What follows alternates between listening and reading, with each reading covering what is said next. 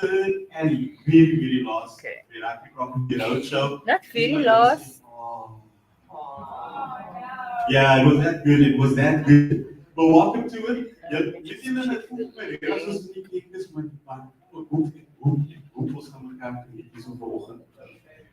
But this is my second time with Meraki on the roadshow. We enjoyed the first one. I enjoyed the first one. Hopefully, we're going to do the same today.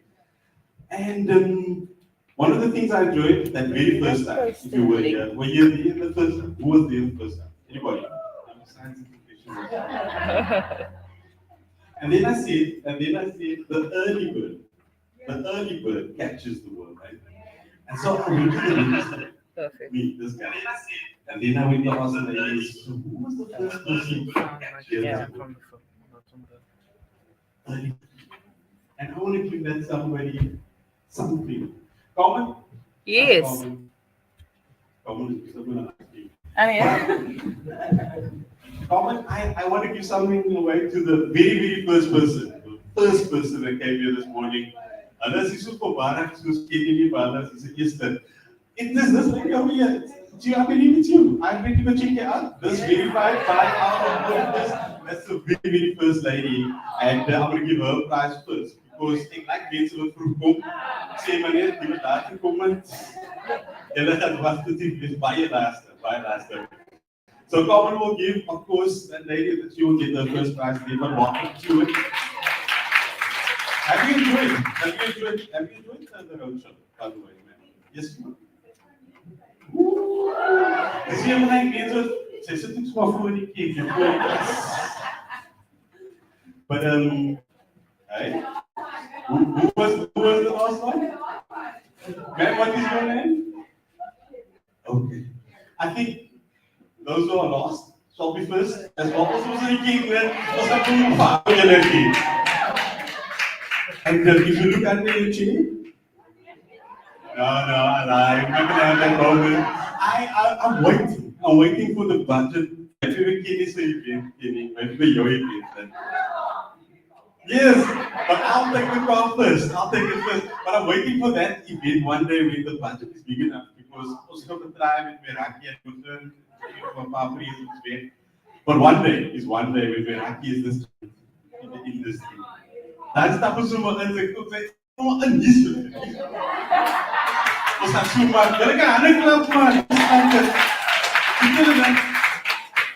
if you didn't clap hands for Meraki and for that vision, that is your challenge. So give her another hand clap for Carmen. So Carmen, are you going to give the prizes or are you going to come chat to me? Let me just get it back. Let's go do that. Okay. Let's go do that. So this is from Bountiful Grace. Thank you very much. Thanks for supporting us. And this is from Trinity Financial Planning. Thank you. Imagine something that I created so much use to. Like that. We have all this.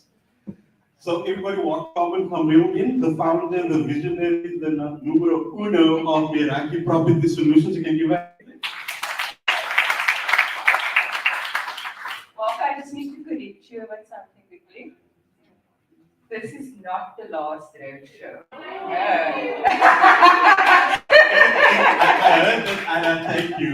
No, it's the last in the southern suburbs, by There the we way. go, there we go. You're taking it to my neck of the woods in the northern suburbs, the best place to be. To say, but I stand corrected, of course. Okay. But also, Carmen, just saying that this is not the last one. How was this whole experience for you thus far? Sure, I can't believe we had our third one. Just a couple of months ago, we were talking about the vision of taking it to the communities and taking it out of the studio and bringing it into the community. And we've made that a reality through the grace of God and through all the supporters. I mean, exhibitors have come on board, CCFM has come on board, speakers have come on board. Everybody has just come on board and God has just opened up doors. The churches have opened up their doors and made it available.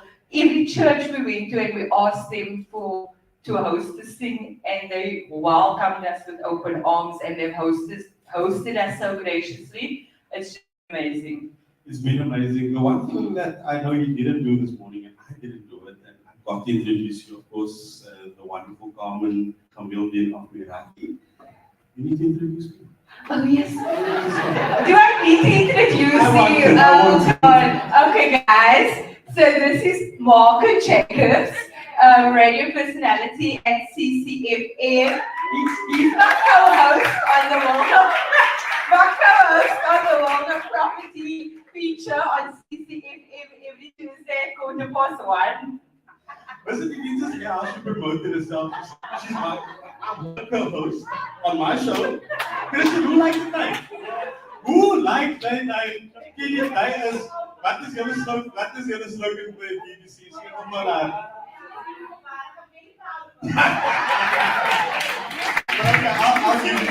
give you a hand clap for that. Well done. Thank you. Let me tell you, before BBC, I was never this for Barak, but I'm holding up the motto. I have to. Do you believe that Sebas is so? I don't know. I don't know. Sorry, Sebas for Barak. Your haren kiri yang lagi baik. Aku Barak ke haren lain. So. Just yeah, I think he was just checking the audio because it was still playing audio straight from the phone. And it was coming from the board. Okay, So today, the focus is around career planning. We're going to look mostly the qualifications and what it is to become an estate agent, and I'll show you a bit of my journey. And then I've got Muhsina Ismail of MI Attorneys. You said it wrong. Your favorite attorney. Your favorite attorney. The rock star. The rock star Muhsina. Tell the people about that first one. There was a line queuing. Yes, the first roadshow shoot. Shame. We had no people. Let the rock star stand up quickly. Let the people see the rock star. Come. Ladies and gentlemen, Muhsina Ismail, the rock star attorney. So this is Muhsina Ismail, MI Attorneys. She is a conveyancer, a notary public. The list goes on.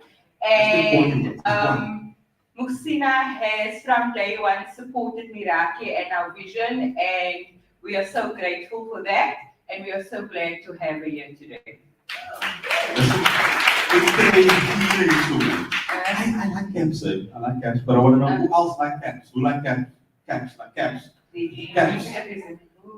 like, you was a I'm joyful again if I'm for Barak. So there at the back there with the lady. I want to give you something. You take it quietly. Yeah, this is for you. And you will check the deal. Courtesy of is a home loan so long. You can show them what it looks like. Simple.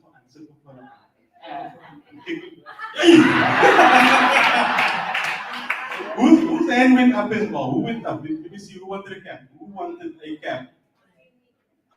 I can see CCFM and everything. Okay. But then your hardest will. Oh Lord. Okay, come here. I like doing stuff for white man. Well done. No.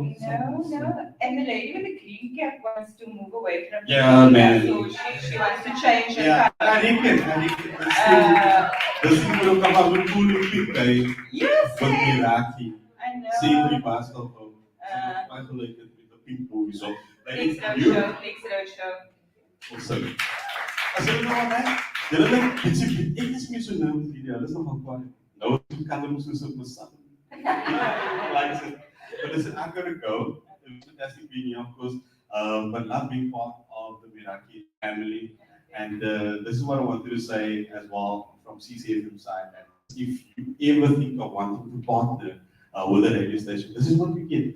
This is not just about Meraki as a client to us hosting it. This is what we do on Tuesday. And you get value for money, and you get to become my co-host. Yeah. So ladies and gentlemen, thank you. I actually want to give more. Who wants the cat? Who wants it? You, not all. Is this for you, lady? Yes. But how come already knows all my E12 because nervous? I don't know. I'm Sean College of CCFM, which Audrey touched. That lady behind Audrey, that lady. in the middle with the mic on it. That they next to the stud, you can have one. Who else? Very quickly. Who was the bronze the caps? So okay, let's give the bronze some caps here. Levels come. Huh? No. She won. What? Am I being what am I? Oh, some judgment. So I mustn't give it to the and then I with the blue shirt over there. Okay, what down me? Okay. For me, money can take. For me, money can take. For me, one for him. Also more guys, yeah. More guys, more guys. I like guys. Okay, guys. I would say that I discriminated, but see my name.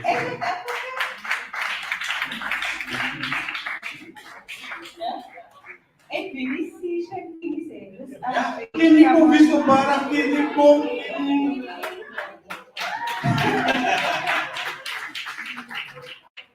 Yeah. Is that because there's one with my name on, you know? Go for it. But Go for it. I'm gonna Yes. go. Thank you. Thank you for coming. And you can tune in, by the way, tune in a little bit later, between 11 and 1 p.m. for the baseball show in the whole country, same Monday. And Mondays to Fridays, you can buy for bar, CCFM, the breakfast is the best in the ochtend. It's the main important, but lunchtime is the latest, same one for you. But then, thank you so much, Carmen. Okay. Thank you. Bye.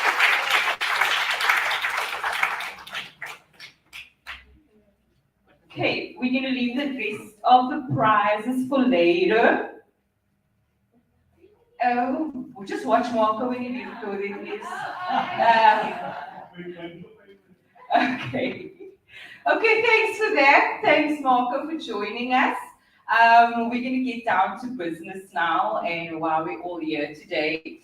And I'm going to start with the journey to becoming a professional estate agent. So who in the room knows that being an estate agent is a profession? Okay. Who knows that being an estate agent is not a part-time job?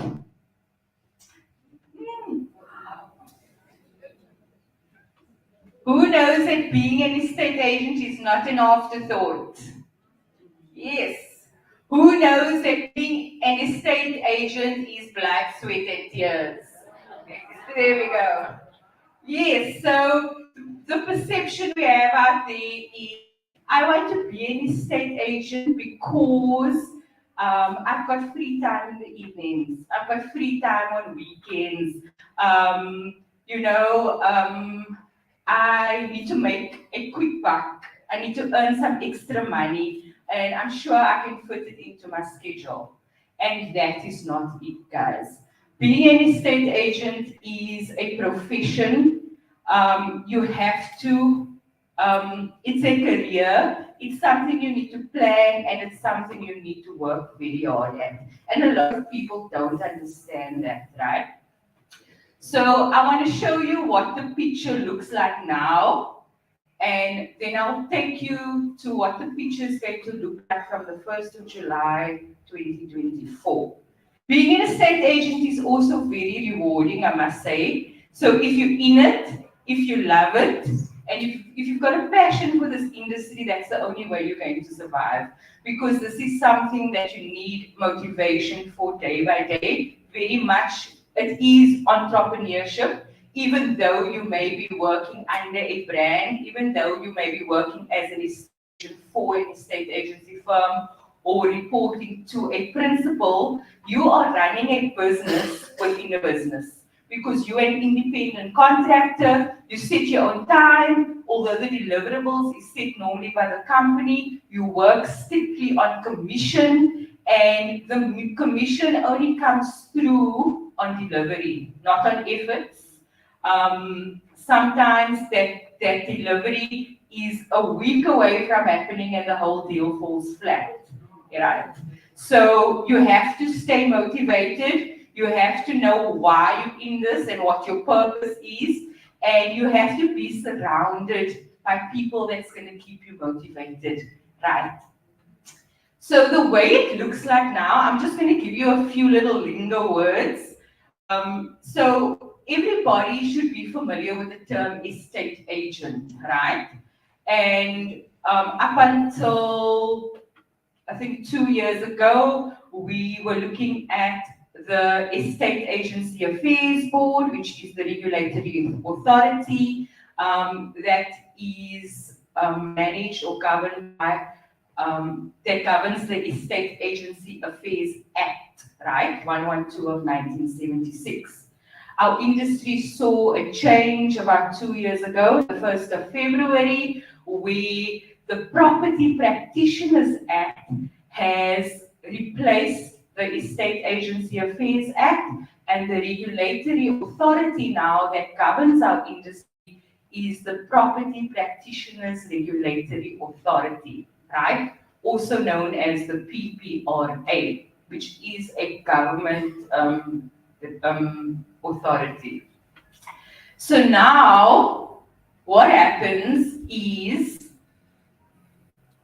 although the Act came into play February 2022, there's one part of the Act that hasn't transitioned yet, and that is the education regulations that says how an estate agent should get qualified.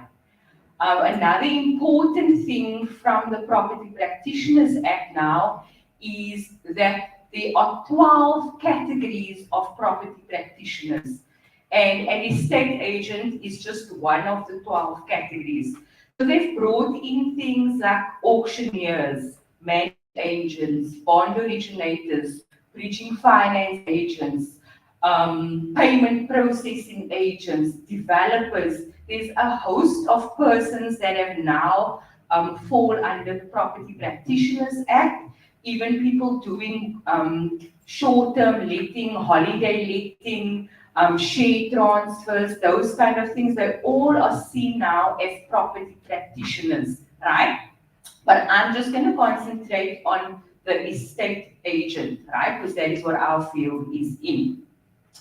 So the way it works now is, now until the 30th of June 2024, the regulation that we're currently under is known as Regulation 633, and that came into play the 15th of July 2008, and it said anybody who is entering the industry wants to become an estate agent needs to complete an NQF qualification. This NQF qualification is known as a National Qualification Framework for estate agents. It's a level 4 qualification, and it can only be done through a registered training provider, right? Those who were in the industry in 2008 and held what we call Fidelity Fund Certificate for 5 consecutive years, they were the only ones that were exempt from doing this qualification when they entered the industry.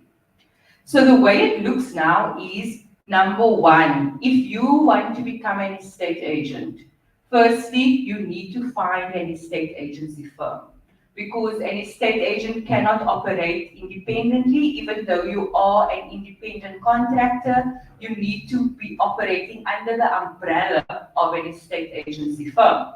So for instance, like Meraki Property Solutions, we are an estate agency firm. So if someone wants to join the company, they would have to apply for what we call a Fidelity Fund Certificate to the PPRA, which is our regulatory authority. They are then issued with a Fidelity Fund Certificate, and the designation now is a candidate property practitioner. So now you get this license. Your Fidelity Fund Certificate allows you to operate as an agent, but it's like when you get your learner's license. You get your learner's license, you can drive, but there's certain restrictions around the way you drive, right? You can only drive with a licensed driver. I'm not sure what the other restrictions are, but I know there are restrictions around a learner driver. And the learner's license only lasts for 2 years until you need to get your drivers, right? So similarly like this, you've got your candidate license, but you've got 2 years to move from a candidate property practitioner to a professional property practitioner. So the way you're going to do that is complete your 12-month internship, and you need to do this under the supervision of a principal like myself, or you can have a mentor that has a full status license but has had a license for at least 3 years, right? So you need to act under the supervision of the principal or mentor for a 12-month period. You are not allowed to draft documents. You are not allowed to sign documents. You should, and you know, the principal or the mentor can't be everywhere at the same time, but they need to provide the proper support that you need when you're out in the field. A candidate property practitioner also needs to show on the marketing material on your websites and inform the client when you're dealing with them that you are a candidate property practitioner acting under the supervision of whomever, right? So during this 12-month internship, you complete what we call an intern logbook. And in this intern logbook, you're putting together a portfolio that shows your workplace activities, your feedback sessions with your mentor, and then your 10 prescribed projects that needs to be done during the 12-month period. This intern logbook you submit after the 12-month period, and that goes to the regulatory authority known as the PPRA, and they need to find you competent for that logbook, right? The second part of it is to complete the NQF qualification. There's 3 ways you can complete this qualification. The first way is full qualification. This is recommended for rookie agents. Classroom learning. This takes about 8 to 10 months. You do summative assessments, formative assessments, and you do 3 modules so that you can achieve the NQF qualification, right? The second way you can achieve it is through what we call recognition of prior learning, also known as RPL. Recognition of prior learning says, I've got previous industry experience. I've done previous formal or informal training, and I've also got life experience that allows me to apply for recognition of prior learning, and that takes about 3 to 6 months maximum. And when you do the RPL, you're putting together a portfolio of evidence, and as well as the full qualification, and that goes to Services CETA. Services CETA is the accredited body that needs to verify that qualification, and once they issue the certificate or statement of results, you are competent for your NQF qualification. So whether you do full qualification or whether you do recognition of prior learning, you will still receive what they call an FETC certificate, further education training certificate in real estate, and it's a level 4 qualification.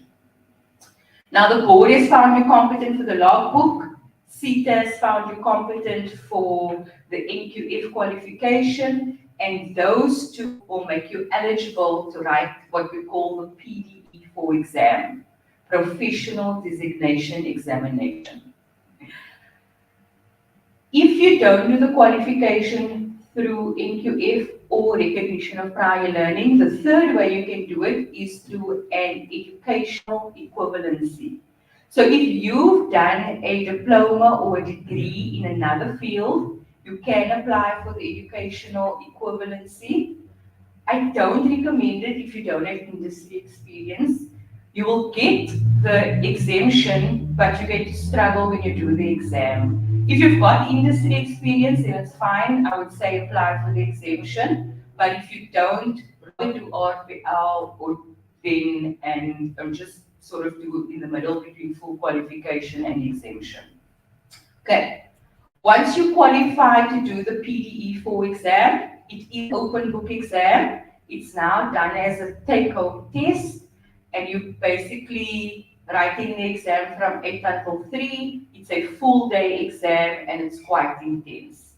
Once you've been found competent for the exam, only then are you a professional property practitioner, also known as a full status estate agent.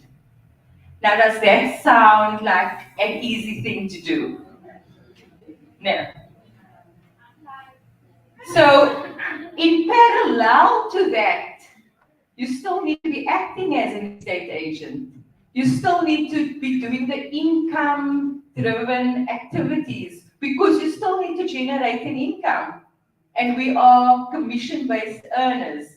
So if we are not chasing the income-generating activities, there will be no income coming in. So there's a fine balance between making sure you're completing your qualification within this 2 years and that you are generating enough leads so that you can actually get listings, sell property, or lease property. Okay. So before entering into the industry, you really need to think about, you cannot do that and still have another job, a full-time job. It's not going to work. You really need to put full effort and time into completing your qualification and acting as a state agent. So I do have some agents that are doing the training only because they are dependent on fixed income, and a lot of households are. But you find if you're not doing the training and the work field activities in parallel, then you struggle with the workplace assignments or the practical assignments. So it's ideal to do it in parallel because it will give you more exposure to the industry and it will assist you better in completing your assignments and your training. Okay. There are, of course, people that, again, it comes to mindset, it comes to purpose, and it comes to motivation. There are some agents in the industry that are doing the qualification because it's a requirement from the PPRA. And if you're doing it with that kind of mindset because the regulatory authority is telling you to do it, then your motivation is not going to be enough to get you through. But if you are doing the qualification because you've got an end goal, you want to become a professional practitioner, you want to become an agent and dominate a certain area, and you've got a map on where you're going and a clear objective, then it becomes a whole lot easier and more beneficial to do the qualification and the training. Okay. I'll open up for questions after this. So this is the current regulations, and we can carry on with this until the 30th of June 2024. The NQF qualifications are now what we call legacy qualifications, and from until the 30th of June 2024, that is the last we can enroll learners under this qualification, right? The new qualifications that are coming in from the 1st of July 2024, the industry is now moving to occupational certificates, and we're moving from services seeker to the QCTO. And under the occupational certificates, and with the new education regulations that's going to be enforced as per the Property Practitioners Act, it says, so the occupational qualifications has 3 components. It's got your knowledge component, your practical component, and your workplace component, right? What they're saying now, and the board still needs to release communication around this to make it a bit clearer, but what it does say is from 1st of July onwards, you first need to register for the qualification. You first need to do your knowledge component. You first need to do your practical component. Only then can you apply for a Fidelity Fund certificate and do your workplace modules at an estate agency firm. So if you think about it, it does make sense that the agent has a bit of the theoretical training before they actually hit the field. And the industry is moving towards professionalizing this industry. They're moving towards big transformation, and this is part of how they're going to do it. Because if you think about what an estate agent is doing, we are working with people's sometimes biggest investment. So why should it be that people that are not knowledgeable are allowed to handle transactions like that? Right. So doctors are professionals, attorneys are professionals, and they are really looking at moving our industry to be professionalized as well. So once you've completed your qualification and you're now full status agent, we also have to do what they call continuous professional designation, known as CPD. So on a 3-year cycle, we need to do continuous ongoing training through webinars, through e-learning, and there's certain amount of points that we accumulate each year to show that we remain relevant within the industry. Okay. So that is basically, if I share my journey with you, when I was at high school, I loved accounting. Accounting was really my passion. When the sir told us to do A and B as homework, I used to do C and D as well because I enjoyed doing it, really. And obviously then it was no, in early school, I'm going to be a chartered accountant, right? When I left school, I enrolled for cost and management accounting at CPUT. And within my second year, once we started doing subject as auditing, I was like, I don't like this actually anymore, right?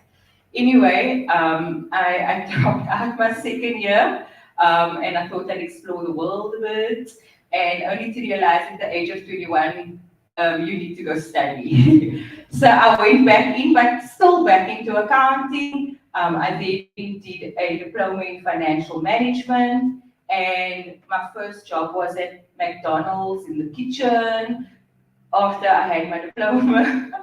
But then my first real job was as a bookkeeper, but the company I was at was doing sectional title management. So they would manage the complexes, and my job was to look after the body corporates, to build the levies, to get their financials up to date, and get them ready for audit. And I enjoyed that for a bit, but the tedious day-to-day, 9 to 5, doing the same thing every day, it just wasn't me. And at the company, they then said, look, the industry has that as managing agents, we need a fidelity fund certificate. We need 2 people at the company to go to do the estate agency affairs board exam. And I just put up my hand and said, I'll go.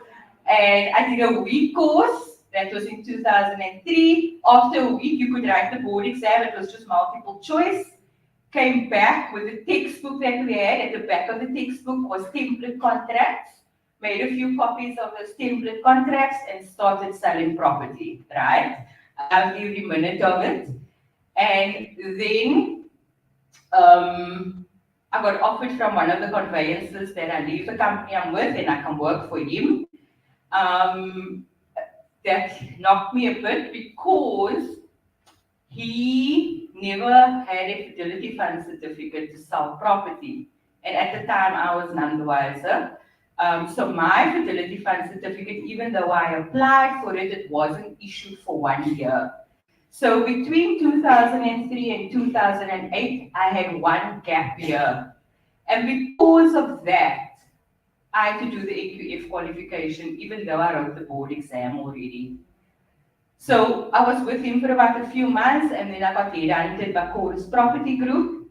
Let me tell you, when I started selling property with Chorus, just in that time, at 2007, 2008, and the property market took a big crash, right?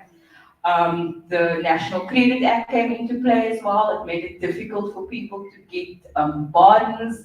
And then they said to me, do you want to do rentals? And I was like, sure. So I just started doing rentals. And, I managed to build a rental portfolio in Muizenberg, Grassy Park and surrounds. And then I managed to when the qualification came in, I was a bit miffed at the time because I did the board exam. Why must I do the qualification now? But anyway, I wanted to be compliant. I did the qualification. And when I look back now, I'm glad I did, because now that I've trained on the qualification, I'm training from a place of experience, not just out of the textbook, you see. At the time, when the NQF5 qualification was the next step, I had no intention of becoming a principal agent. I just wanted to do what comes after 4, 5 comes after 4, and that was my logic, do it. I did the qualification, but I didn't know at the time, even if you've got your NQF5 qualification, the board won't allow you to write the PDE5 exam. You have to register as a principal agent before you can write the PDE5 exam. So now I'm sitting with the NQF5 qualification, 3 years battling with the board, because it's like egg before the chicken kind of thing, like, what do you want me to do? You want me to be a principal? I need to write the exam to become a principal, but I can't write the exam without being a principal. And it's like, but I don't want to open up my own firm. I just wanted to work for the company I was with for 15 years. But then my principal graciously made me a director on the company so that I could become a principal, and I wrote the PDE5 exam. And I was a principal for World of Property Group. And, you know, at the time when I needed to make a decision on whether I'm going to start my own company or stay with the brand, I had the qualification to fall back on. So it maybe wasn't my intention at the time, but it was definitely a stepping stone and part of my journey to where I am today. So I believe in continuous training, development, education, and that is why I also started the training company. So when I was in World of Property Group, I used to bring in interns on like 5 to 6 interns on an annual basis, do the logbook with them, send them out to a training provider, pull them back in, help them prep for the exam, and then they become qualified. And I got to a point of thinking, why am I sending them to another training provider? And I'm basically helping them do the qualification. And that is when I decided to attempt at doing training myself, assessor course, and I did the moderator course. And then I got to a point where I said to the company, why don't we just open up our own training academy? But the company wasn't ready at the time to branch out in that direction. And I thought, why don't I just do it myself? And then I was doing it for a bit as a side hustle. But it got to a point where I needed to make a choice, because I can't be used to IC and be running my own business. At the time, I needed to make the decision. And in hard lockdown, October 2020, I made the decision. We are accredited to do the NQF4 and the NQF5 qualifications for real estate. We do the logbook training, we do the exam prep as well. And the agency came afterwards, because I realized also I can't be training, but I'm not staying in that industry, because I'm going to keep up with training trends, etc. And also I found that a lot of people that wanted to be trained didn't have a host agency. So now I could offer the host agency as well. So that is where we are today. We are 4 years old in October. We've applied for accreditation for the occupational certificates for QCTO. I've had my site visit, so I'm waiting on feedback regarding the QCTO occupational certificate for level 4, which will be released, which has been released already, but will be implemented from the 1st of July. And then I must tell you that the guys are working in the background to bring the property entrepreneur qualification out. They are still working on it. And then there's also going to be specialized qualifications for managing agents, for brokers, for auctioneers.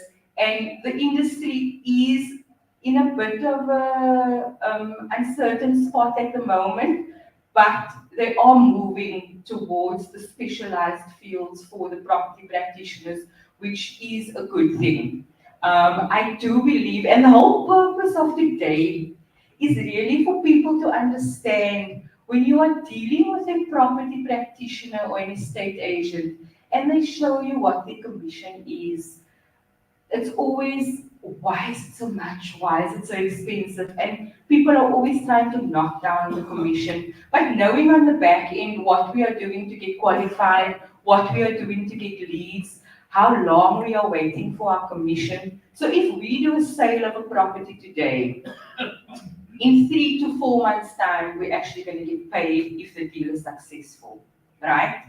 So if you look at the costs that we carry, our cell phones, our petrol, our time, we don't get paid for our efforts. We only get paid for delivery, whether it's a sale or whether it's a rental.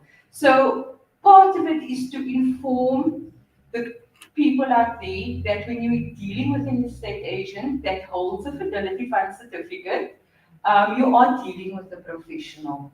You are dealing with someone that is getting trained, that is getting qualified, that holds a license. And it's important to check that the agent holds a fidelity fund certificate, because a fidelity fund certificate is also your insurance. Because if you are dealing with an agent that holds a fidelity fund certificate and they contravene the contract, the code of conduct, or any of the laws of the Property Practitioners Act, you can lodge a complaint against them with the Property Practitioners Regulatory Authority, and you can claim from the Fidelity Fund for any damages. But if that agent does not hold a Fidelity Fund certificate, there's no claim for you. So make sure that you are dealing with a professional. And then for those that are looking at, is this a career? I must say, the first time last year, Tamsin approached me. She was, before matric finals, she started inquiring about what it is to become an estate agent. And for me, the biggest joy around that is that finally someone that is leaving school is looking at this as a career. 20 years ago, when I used to be in a room and go to a networking event, the demographic there was people maybe 50 years plus older and people all with blonde hair and lighter, right? So I used to stand out in the room, me and maybe 1 or 2 other people. And I'm glad to see that the transformation is happening. It is tapping into our communities a bit more, but it's important that we keep it professional and we keep the public informed on what it is to deal with an estate agent and knowing, what the right questions to ask and all of that. Okay, sure, that is me. So you are welcome to obviously come see me later if you've got further questions regarding an estate agent, to becoming qualified, to making the journey, or also if you've got any property needs. Are there any questions?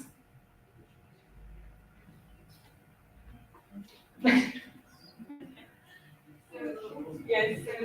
Property practitioners deal with the NPF4 and now NPF5 before July.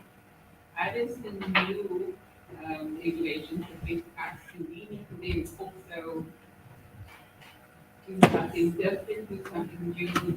Okay, so the existing regulations remain intact for existing estate agents, right? So if you've enrolled for the qualification or you've done the qualification, it remains in place. It won't be replaced by the new qualification. The new qualification will only be for those who are entering the industry from 1st of July onwards. So the fees that you obviously pay, the annual fee and now it's every years, we would still obviously still pay fees from moving forward. Yes, so the Fidelity Fund certificate, you pay 2,080 Rand. Your license is for 3 years as a candidate. If during that period you upgrade to full status estate agent, they will upgrade your fidelity fund certificate.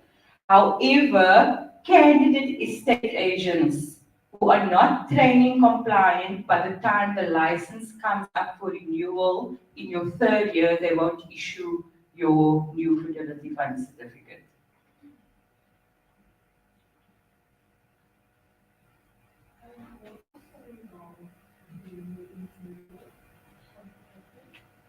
Okay, so the first cost would be the 2,080 Rand that goes to the board.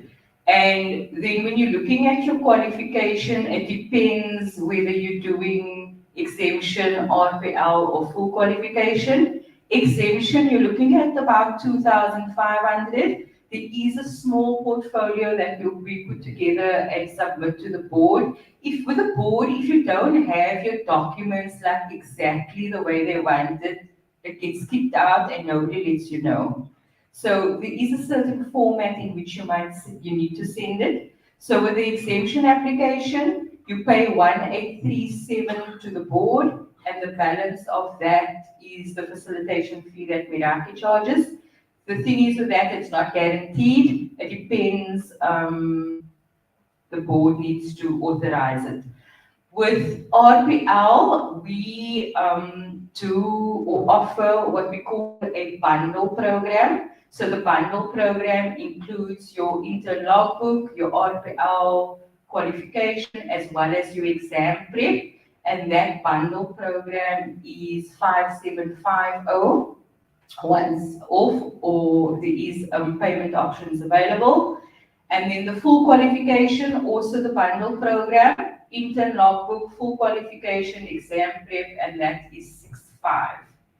So the nice thing is though, if you go to Cape College and you enroll, you will do your 18 months theory, and after the 18 months theory, you must do your 18 months practical, and only then can you apply for the diploma. With this, you're doing your theory and your workplace learning in parallel, and if you're really focused, you can earn while you learn.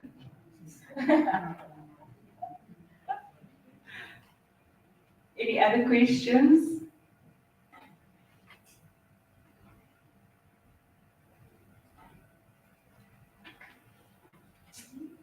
Ma'am.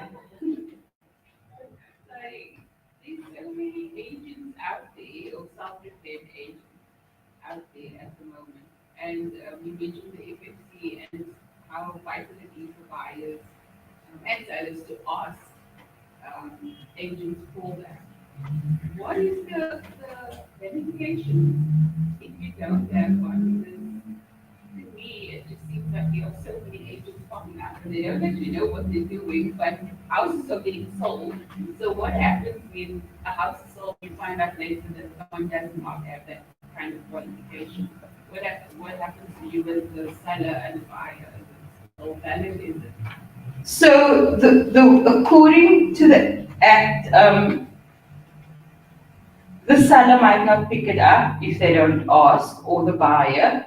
But when the matter goes to the conveyancer to handle transfer, that is one of the checks the conveyancer needs to do, is to make sure there's a valid fidelity certificate, because the conveyancer can only pay out the commission to an agent that holds a valid fidelity fund certificate. So even as agents, often people will come to us, is how much you're going to give if I tell you who's selling their property or whatever.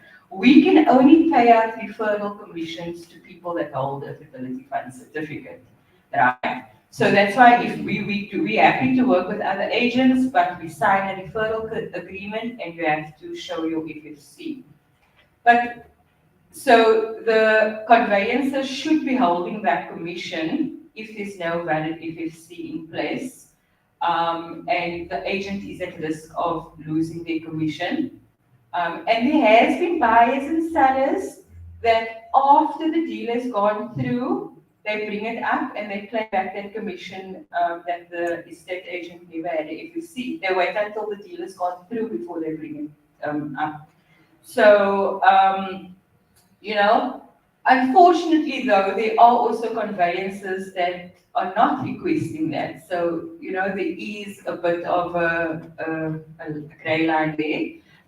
But once the PPRA is more settled and they start handling enforcements more effectively, then they're going to be clamping down on the conveyances as well. I guess it's a little bit more personal question, but I think you can answer it. Sure. The commission, so how does it work? Is it per deal or is it standard across the board? When you sell a property, how much is the commission basically? So the industry doesn't regulate commission. Like with the conveyances, they've got a tier table where they will charge a set fee based on the value of the property, as well as the bond originators, etc. But we don't have a prescribed fee. There is an industry standard though, and the industry standard a couple of years ago used to be 7.5%.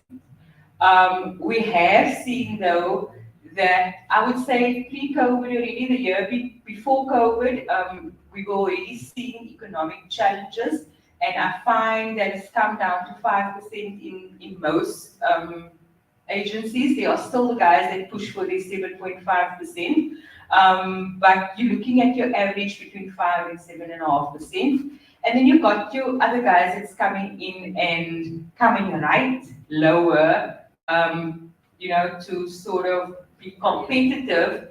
But I tell you, look at the cost. So say for instance, you're paying 5% on a million rand property, right? Then it's 50,000, okay? So now, that 50,000 commission, the agent needs to split with themselves and the agency. They don't get the full 50,000. So now it's a 25,000 split. Now, if you look at the agency, we need to pay property 24, private property. We need to pay things like TPN. We need to pay for advertising. We need to pay for our boards. We need to pay for so many things, and that covers the overheads for that. The agent has to, for 3 months, cover the expenses because they're only getting paid in 3 months' time. So if you take that 25,000 they've got left and you divide with the 3 months, how much are they actually getting after paying for petrol, data, airtime, etc.? You see? So, I mean, that is just like, yeah, so that is how the commission normally works. Yeah. Any other questions?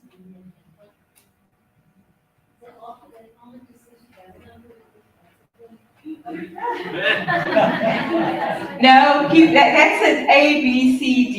Always be closing deals. I tell you, surround you with the right people.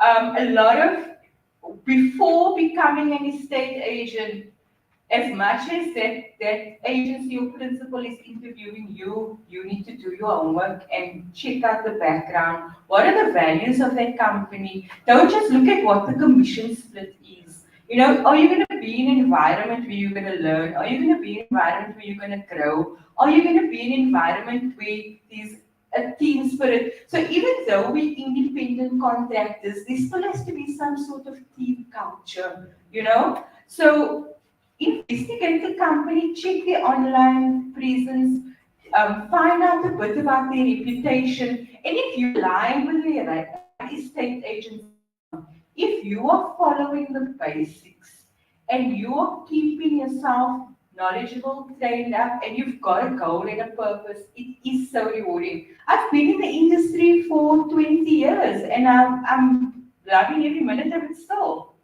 So you really have to have a passion for it and know why you are doing it. Why are you waking up every morning not to get paid on that day? You need to have a inner purpose for that. But I tell you, if you're consistent, if you plan well, and you've got deals coming through on a regular basis, you're going to earn on a regular basis. So it's the same like being an entrepreneur and having your own business in whatever field it is. You are responsible for your own income. And if you manage that correctly, And if you put in what you need to, it's going to be successful.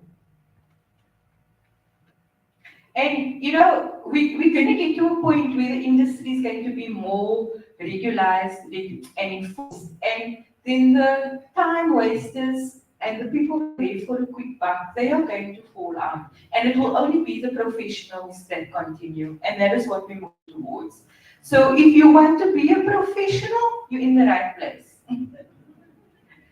Okay, so I'm going to give away some prizes before you ask me any more questions.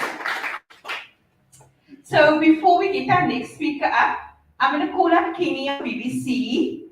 She's going to tell us a bit about BBC and then the two events that she's coming up, and she's got some free passes for her upcoming events as well.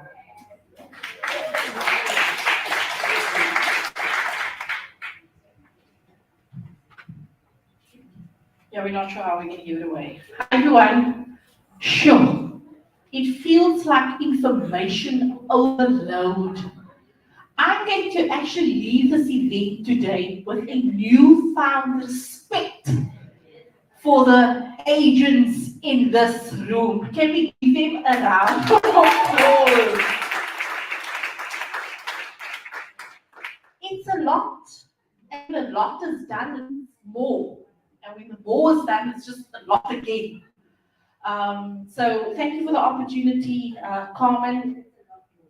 And it's a lot more, it's never ending. These girls are walking around with their pink shirts. Meanwhile, it's grumpy stress. And so much to learn, and life is lifing. And NQF want to NQF. It's hectic. It's really hectic.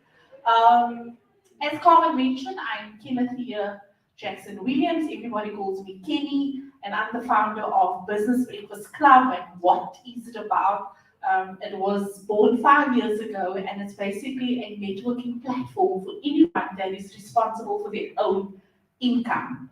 And sometimes that doesn't mean that you only wear the title of an entrepreneur. It could be an agent, a rep, you a hustler. Some of us got a few things going. Some of you are full-time employed, but you've got the Avon Tupperware thing on the side. I see ya. So with Business Breakfast Club, we're on a mission to create networking experiences where we connect the dots. Just listening to Carmen and thinking back 20 years ago, I'm thinking back 30 years ago, we all have the potential to network, no matter what you are doing. And I know it's a bit challenging for the introverts, but think back, growing up in Mitchell's Plain, in Angus Way, where Dunes had Prime. Anybody knows Mitchell's Plain, Westridge, right? As a youngster, being the eldest of 5, my father was a Golden Arrow bus driver. Things was tough. So as the eldest, I knew things was not going to come easy. But I actually realized the other day, people call me a dot connector, but we actually all are dot connectors. But our dot connecting potential, our training started in our primary school days, when in your road, it was still okay for people to knock on each other's doors, asking for a little sugar, a little milk. You must take a cup with you, right? And as the eldest of 5, with one income, I was a little hustler when I was 5, 6, 7 already. I was cute, I had these ponytails, and I knew that if my mom sent me for sugar, right, I was just there by that tummy. But I can't go back there, so I need to go to someone new, right? So you had to hustle. And you had to know that the pensioners, like a week before pension day, you can't go to them, they got nothing, right? I also knew that when I had a school list, I needed money for certain things, like surfwalk, list of touring. So I would go to the people that I know gets paid on a Friday, right? You possibly need me to go to the shop, right? Go to the shop and can you put on my touring list? It was a constant barter. It was a constant wiggle. My dad drove a bus for more than 20 years, and his bus, the golden treasure, lost and found, it would come home to the 5, Jackson 5. Sometimes it would be a watch that someone dropped. My pa gee dit nie in by die weekie, hy bring dit huis toe. Right? Change, bracelets, rings. Oh, when my dad came home with a till, never mind the till, it was stuff that he found in the bus. Sometimes it's a lunchbox, man. Like, look why. But if we didn't need it in our house, I would keep it. As a 5-6-year-old girl, I would keep it as a treasure trove to barter with other children for things that I wanted. If you can relate to that type of negotiating, then you are a natural networker already. But for some, it's a challenge. So in conclusion, at Business Breakfast Club, we take that very voorbarig people and we take the introverts that is a bit shy and we make them play marbles together. And that's what BBC is about in a nutshell. Thank you so much.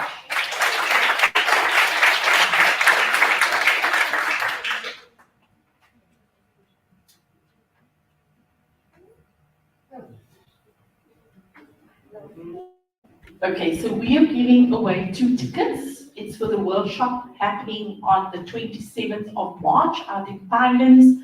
This is our annual workshop, and what takes place here, it is, yes, it's networking, but it's also for moms, dads. If you've got anybody in your house that has become a Netflix boffin, that's watching too much Showmax, that's having a gap year for the past 5 years, and you need it to get out of your house, then you might want them to attend this workshop because we are giving away amazing information, resources, paid learnerships, bursaries, access to funding. It's all happening at the workshop. I see that whole row over there. It's like me. Okay. You put too much of Showmax going on there. And we've got 2 tickets to give away. So if you are available on Wednesday and you're kind of falling that age category, we'd love to bless you with 2 tickets. But let's ask them a question, Carmen. What was the company that Carmen was with for many, many years before she ventured on her own? Sir? Okay, we've got 1 ticket.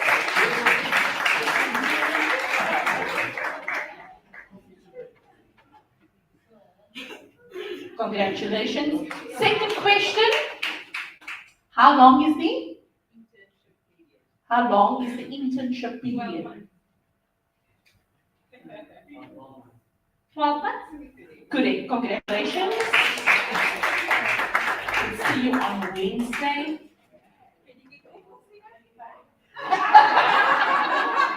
Just check. And then we've got 3 sets of double tickets on the 4th of April. We are out in Milnerton at Hirsch. We do the collab events. Sometimes we have different styles, 60-second speed dating events. On the 4th of April, we're doing business bingo. That's quite interesting. It doesn't matter the theme of the event, the emphasis is networking. So if you've got energy for 3 hours to chat with about 40 odd people and be very tired afterwards, then we would love to bless you with a ticket. What question would you like to ask? 2 services of Meraki.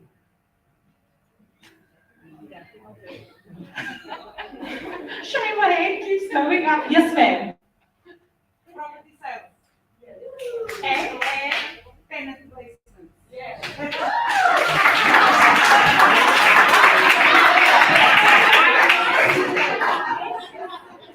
And you've got awesome properties, lovely collaboration over competition. Love it.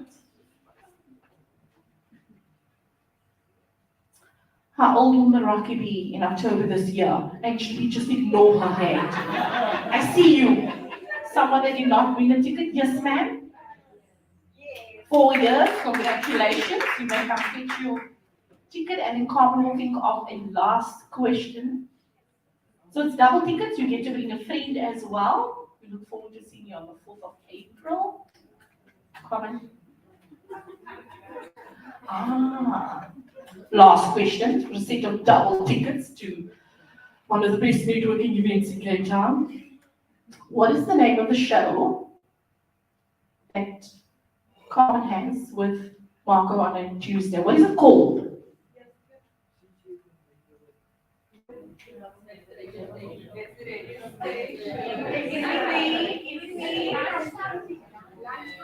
Something like that.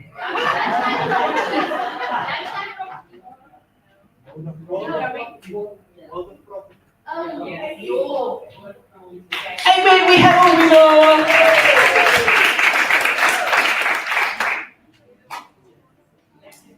Thank you.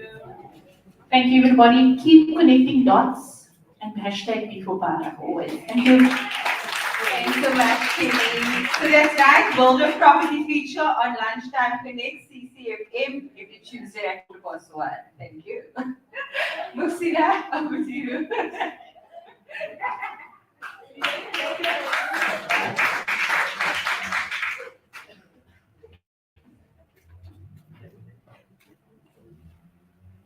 Sure. Normally when I stand before a crowd, I talk about legal stuff. And Carmen threw me totally out of my comfort zone, and she said, tell people about your journey. And I was like, oh my God, Carmen, I don't know what to talk about, because some of the things you pack away that you've gone through in your life and you move on. And I come from that kind of background where I've packed away a lot of my childhood and my upbringing, and for me it was more of a survival thing. So Carmen asked me to talk a little bit about my journey, because I'm the owner and director of Muhsina Attorneys. We go by the short name of MI Attorneys because my name is a bit of a mouthful. Muhsin, and I've heard that before, it's fine if you go ahead. Muhsin, and I wear glasses, so please. So we just go by MI Attorneys because I'm not the correct show. And we are also going to be a 4-year-old law firm. We specialize in property law, conveyancing, deceased estates, wills, and trusts. And that lovely guy over there that won that ticket is my paralegal.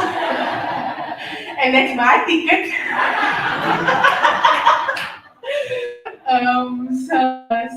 So just a little bit about me. I grew up in Woodstock, so when Woodstock was still Woodstock, it was very gang-ridden and drug-infested. It wasn't gentrified as they now call it, with their little biscuit and everything they've got going on there. I wasn't raised by my mom or my dad. My dad was absent. My mom was also absent for a large part, and I was actually raised by my aunt, and I was also an only child on top of that. So from a young age, I had to have a survival mechanism because, obviously you come with that abandonment. And my aunt would always remind me that you don't have a backup plan. You've got no one else's, you're not going to inherit anything from anyone. You have to work for everything that you have in your life. So that's what basically carried me through to this day. I went through primary school, went through high school, got to grade 11. Actually got to grade 10. I had a lot of anger issues that I needed to deal with during my school years.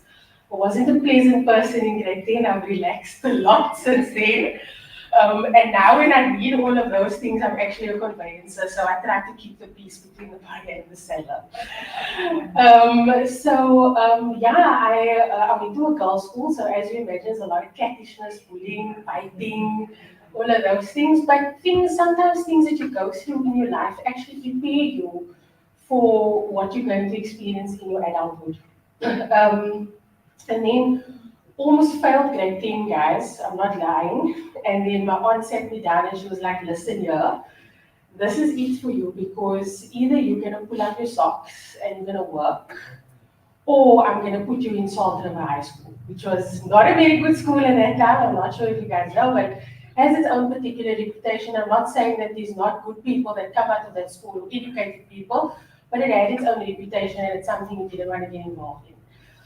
Anyway, grade 11 came, I pulled up my socks, and I came third in my grade academically, and then in matric, I also came second in my grade academically. And when I was in grade 11, I never knew what I was going to study, right? And I think a lot of our youth is actually going through that at the moment. We don't know what you want to do. And coupled with our instant gratification thing that we've got going on, we want things instantly. Hard work is now something that you really need to work hard at, right? Yeah, so then I finished high school, and I actually wanted to go study fine art because I was actually a really good painter.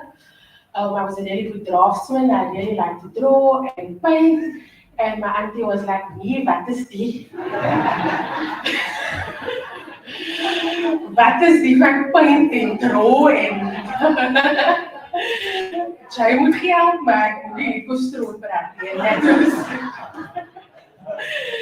And yeah, and I got a couple of scholarships to actually study advertising and marketing and artwork and things. And eventually, I applied to study my law degree, right? The droog biscuit. You really have to have a lot of grit and motivation to want to do something like an LLB. My paralegal is actually doing his LLB now part-time, and I often tell him it's something that makes. It can be something that can drain the life out of you, because it's a very hard-working degree, and naturally hard-working people gravitate towards that degree, right? Nevertheless, I went on and I applied for my LLB. I was lucky enough and blessed enough by God to actually get a scholarship to go study. When I finished my degree at the UCT in 2016, please don't calculate my age. And I did a BA LLB, which means that I've got 2 degrees, and luckily enough, I actually was lucky enough to keep doing some arty things in my Bachelor of Arts degree. So I took up fine arts and the history of fine arts and those things, and then later on you pick up your law courses. So it was something that keeps you sane. And I say that because I see a lot of youngsters in the crowd, and sometimes you might be an A student at school level, high school level, matric, you A student. And when you start varsity, it's a completely different thing. My first assignment I got back was 50%. I cried because I was like, I could never be so dumb. And it was in history. Was one of my favorite subjects, and I actually had an A in that when I matriculated, and I got 50% at varsity, and I was like, what the heck? I actually have to, and there's a lot of things that you have to learn and unlearn. People party at varsity, they lose their religion at varsity, they lose their morals, they lose their ethics, and you have to, besides your academics, where you have to be hyper-focused, you have to be hyper-focused on who you are as a person. What do you want to develop into as a person? Are you going to be influenced by the parties, the drinking, or are you going to buckle down? You have an end goal in mind, right? And I had to keep that end goal in mind. And to this day, my aunt's words echoes to me to say, like, Muksina, you have no backup plan. Like, you're not going to give you anything. No one, you're not going to need anything from anybody. You're not born with a silver spoon in your mouth. And when I came driving through this area, people look at you strange. People judge you for your car, or the house you live in, but they don't know the story of where you come from, the blood, the sweat, the tears. There was many times I would come home, I would break down, I promise you. I would have so many breakdowns going through varsity, and that's absolutely normal. And that's why it's very important for you, if you're going to go into varsity, whatever avenue you're going to do, whether it's your NQA 5 with Carmen, or whatever avenue in your professional career you're going to go into, it's very important to have a support structure. Take advantage of your parents. You guys are going to regret when they're not there. Really. And when you do make it out in the world, look after your parents. You don't realize how much blessings are going to be in your income and your life by virtue of looking after your parents. There's a lot of people I meet them across, they're like, nah, my parents are not my responsibility. Or parents that speak to me and I say, no, I don't want to burden my child with my responsibilities. It's not a burden. You were raised, yes, we didn't ask to be here. A lot of people say, no, but I didn't ask my mom to make me, or my daddy to make me, outside of the People, children say that, and when I was a teenager, I also said that. I said, nah, but I don't need to. Why not? I worked for this, and I now have a relationship with my mom. Like I said, I had a lot of issues when I was in school. I now have a relationship with my mom, but it took a lot of forgiveness and a lot of hard work from me and from her. And it can only bless you. So to look after your parents, right? And I digress. Anyway, I finished my degree and I got articles at the property law firm, and that's where I picked up my specialty in property, because when you do your LLB, you don't specialize in anything. You get taught all areas of the law. So from company law to property law, whatever the case may be, and believe it or not, I almost failed property law, and today I'm a property law attorney. But yeah, so I started my articles and I started writing conveyancing. So conveyancing is a specialist attorney. We write an additional 6-hour exam. And that exam is for us to specialize in the transfer of fixed property from seller to buyer, deceased estate to heirs, or whatever the case may be. And we specialize in every other area of property, basically. Wrote that exam, and then I also became a notary public, which is a specialized draftsman. So we draw documents as a specialist thing. Yeah, I did my 2 years articles, which is like an internship to become qualified as an attorney. My entire duration of my articles was in property law, so rest assured you're going to get good advice when you come see me. I spent 2 weeks in family law, and I sat in one consultation, and it was a divorce. The lady was crying, and I was like, I can't do this. I can't do this. The lady was crying, she was talking to her husband and whatever, and I wanted to cry because she was crying, and I was like, I'm not going to do this. And I politely told my principal at that time, I was like, listen, sorry, but I'm not really liking it in property law. And also on top of that, because we were in the town branch and the firm had a couple of branches across the Western Cape, we would have to do all the appearances in the magistrates' courts in town. And then the secretaries wouldn't have the court files in order. And then you appear before the magistrate, and the magistrate traces you down right there to tell you why is this court file in order, and you embarrassed and in the galleries laughing at you. I was like, no, I'm not doing this. Because they know you were candidate attorney. You're getting laughed at there by people in the gallery, and I was like, I'm not doing this. Sent an email to my director. I was like, I can't do this. I like conveyancing a lot more, and I went back. And the rest is history. Practiced as an associate for like a year, and then in May 2020 in COVID, everyone's nightmare, I got entrenched from my role as associate. And the job market, as you know, was absolutely terrible. No one could apply for jobs, even if we were attorneys. And at that point, I was already married, and my husband was doing his master's degree, and he wasn't working. And then I just lost my job. We just had bought a house, so, and it was scheduled we were going to become the owner of the property. In that time, I got retrenched. And you know, your world comes crashing down. Your director calls you in, they tell you, look, your role's redundant. We can't keep you on anymore. And they try to soften the blow. They tell you they'll pay you X amount of salary, but you can pack up your desk and you can go. And that 3 years of work and effort, you're always replaceable, right?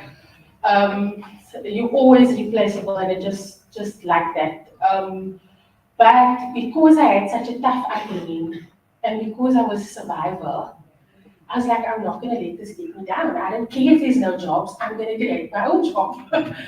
Because you have skills, you have a skill set. Even if you're going to do into a 5 with Carmen, or 4, or you're going to become a qualified agent, at the end of the day, you get into any agency and you can become a property practitioner. if you're an attorney, you've got a qualification, you're never going to be unemployed. It's how you look at the situation. And anyway, I started my practice at my dining room table with a laptop and a printer and one client. And I still phoned him and I said, listen, I've been retrenched, so you're going to support me. And luckily enough, yes, you're going to support me like a sister to me and whatever the case may be. And on that, along that way, I already know Carmen from my days in corporate. And in that year, October, we had a conversation and she was wondering whether or not she should open a business. Yeah, the rest is history. And now we're going to be 4-year-old law firm. We've grown from strength to strength by the grace of God. Without him, many of us, all of us would be absolutely nothing. Yeah, we've just taken up our second office. I mean, we've moved from one office to another. If you need legal advice from your girl, I have vast experience in property law, deceased estates, wills, and trusts. I must say, this is very, very awkward for me because, like I said, we file a lot of we pack it away in a trauma box and we leave it there. And so this was very much out of my comfort zone, but I appreciate it, and I hope you guys appreciated my story. And that's for the young ones over there, I hope it's going to motivate you that from whatever circumstance you come, you are your only backup. Whether you're going to inherit it from your parents or not, you still have to work hard for what you want in life because the reward is much sweeter. Even if you're going to get from your parents, you work for that thing is much sweeter. And someone telling you, I gave you this thing, it's not a legal feeling. I mean, I had a situation where in my 3rd or 4th year of varsity, the university was restructured. I was going to lose my scholarship. And I phoned my uncle, who was well off at the time, and I phoned him and I said, I'm going to lose my scholarship. And he never actually wanted me to study law. He wanted me to become a teacher. I don't know why. But anyway, and I phoned him and I said, look, can you please help me? I just need, it was 40,000 at the time, which was a lot of money. Can you please help me? I really need it. He just went off. He's like, where must I get this money? How can you ask me for this money? And from that day, I've never ever asked him a single thing. And he respects me the most because of where I am. But it's much sweeter when you don't need to ask anybody anything. You'll feel better about it. And to this day, I don't ask him a single thing. He still came to ask me legal advice and I'm building for a fool. I've built him for legal costs because when I needed someone and he knew my circumstance, he was supposed to be the adult, my support structure. Even if he didn't have the money, he didn't need to deliver it to me that way. And it traumatized me since that day. Imagine not to have asked him a single thing after that again. So whatever position you are in, whether you're in a position of power, you really have to watch your delivery or how you deliver something to someone, especially that you are the adult for that person. So I hope that you take something away today, that your circumstances doesn't make you, you make your circumstance. I hope you feel motivated, and if you're going to study law, you're welcome to reach out to me. Even if you're going to start university, you're also welcome to reach out to me. It is a very useful change in your life. And if you're already studying law and you want to come job shadow, or you might be thinking of doing it, you're welcome to come job shadow us. Or Shane, and he will tell you how stressful it is. And our Meraki's lady stress him out. When is this transfer going to take place? Why is this transfer taking 3 months? You must work faster. That's how it goes. So with that, I love and leave you. So thank you very much for giving me the opportunity. Thank you for Meraki. I hope this is not our last show. Thanks.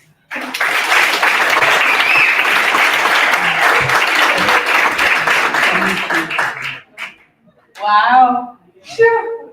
Wasn't that amazing? I didn't mention this was so deep. But anyway, I loved hearing a story. Something I heard for the first time. But it just gives me an even bigger respect for where she is today and what she's doing and how she's also just giving back. I tell you, when we found we couldn't meet, we had to do a Zoom meeting. It was like COVID.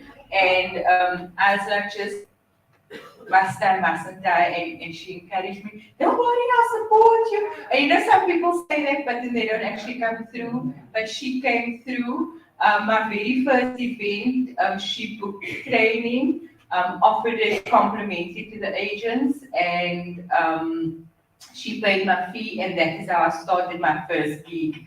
And like she said, the rest is history. So yeah, thank you. Before we call up Chantal, we're going to give a little more prizes. And I mean, you're hearing from us like the grit, the hard work, the resilience. But I tell you, when you can take that key and hand over to somebody that's bought their first home, that has been struggling to get finance, that has worked so hard to, you know, that feeling you get is amazing. When someone's their lease is expired and they don't know where to go, and you can provide that family with a home and with the lease. Or these people that has been through struggles that are similar, and you can come in as a professional and provide them with a place to stay. That key handover is probably the best feeling that you can do. So, you know, that is the reward that you get at the end of the day, where you can put people in homes, you can put families in homes, and you can help them reach their property goals. Okay, I'm going to ask a few questions, then I'm going to call Janine up, and Janine is going to just share quickly how her company, what she does, and how she also helps people through trauma and difficulties and things like that. Okay, so question time. You must wash your hands.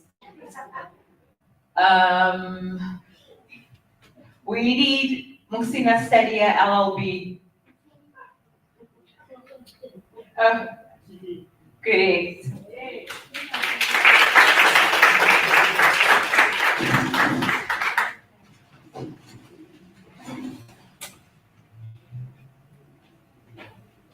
What is the other degree that she also studied alongside her LLB? Correct. Thank you. Yes, they listen. How much did she need for her scholarship? Can you play with this one? Okay. Sorry. She was looking for funds. Correct. See, that is our brand color. I shall give it this.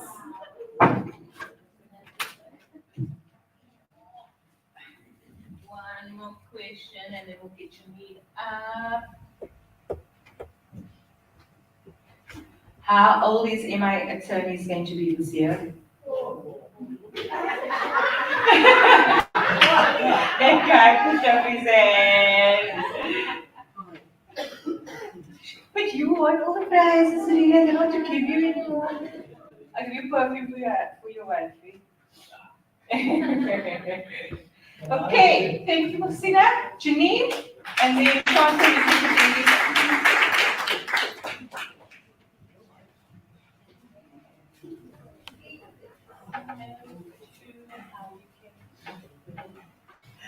Very court of God. Hi everyone. So I'm Janine Lederman. I've got my own business called Bold to Strength.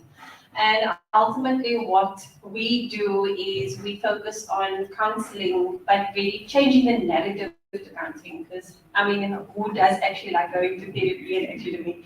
We don't. And Muxina touched on something so profound for me when she said, I need a way to all my stuff. I'm like, no, you shouldn't. I'm sitting there, I'm thinking to myself, don't do that.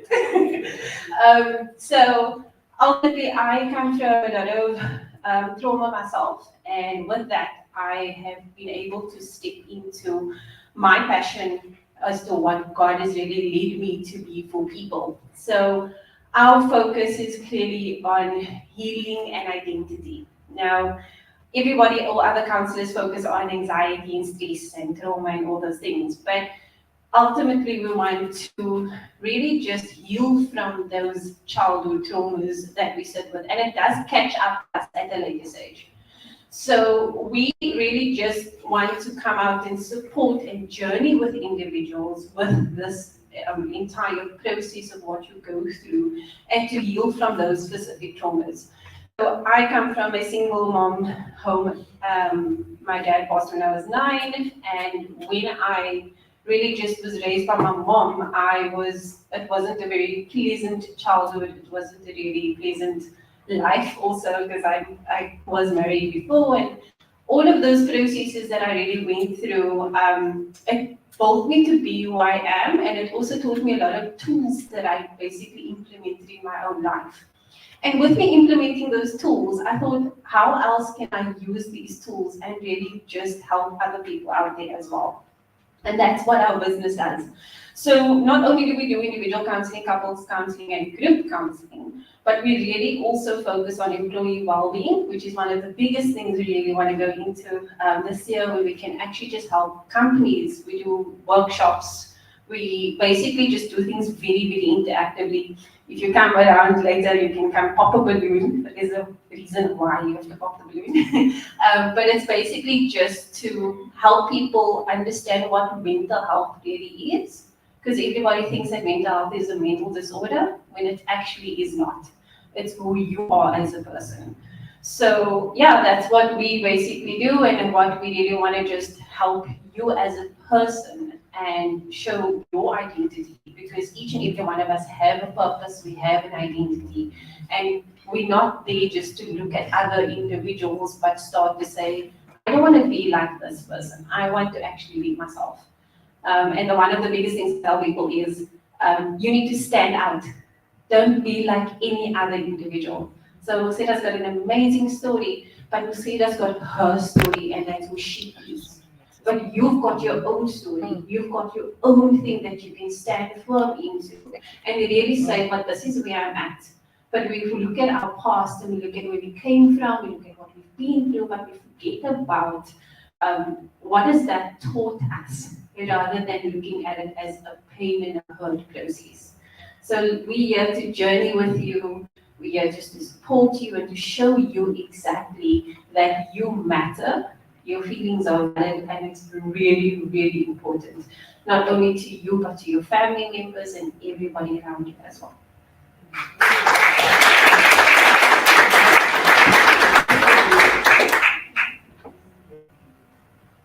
Morning, everybody.